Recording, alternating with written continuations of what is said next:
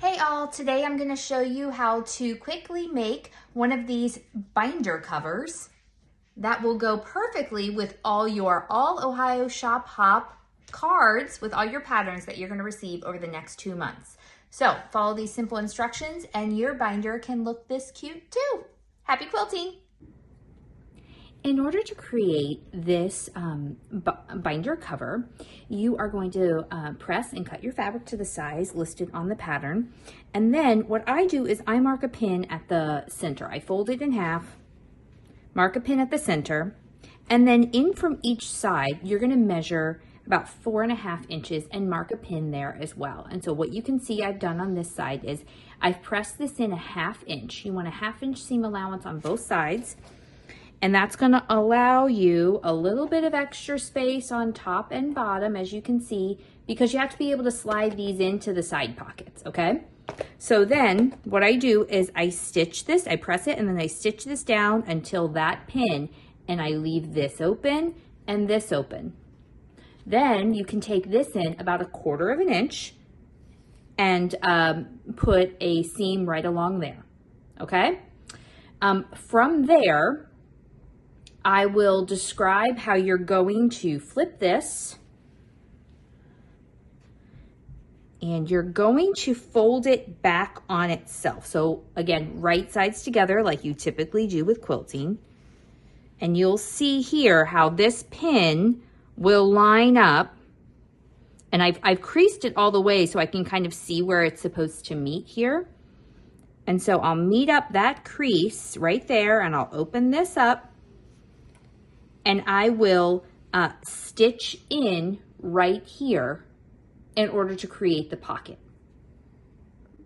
Let me zoom in a little for you there so you can see my crease line. That is where you're going to stitch. So you're going to start where your pin is, and you're going to stitch over. Then I'll show you in just 1 second, you're going to trim some of this off so it gets rid of some of that bulk.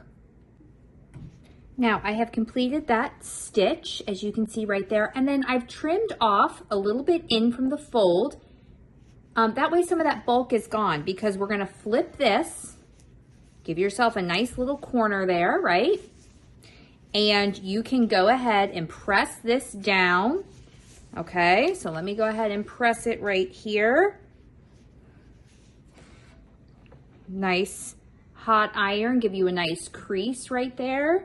Get all your little edges tucked. And then you'll see we can just pop this right in there. Okay, so that's one side done. All right.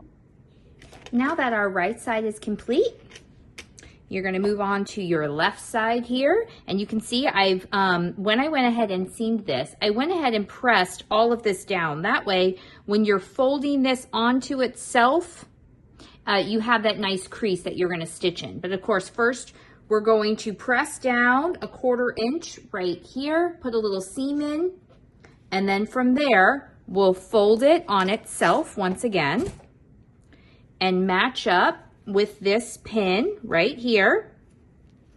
Okay, so we'll take the pin out now that I've matched up the distance, and you're just gonna seam on that crease right there, and then you're going to take off this little bit of bulk. I have completed the left side, so then I'm gonna open up my binder. The beauty of the binder is you can bend it backwards. We're gonna slip this side right in here, and you are all set to hold all of your Shop Hop cards. Have a great time making this fun little project.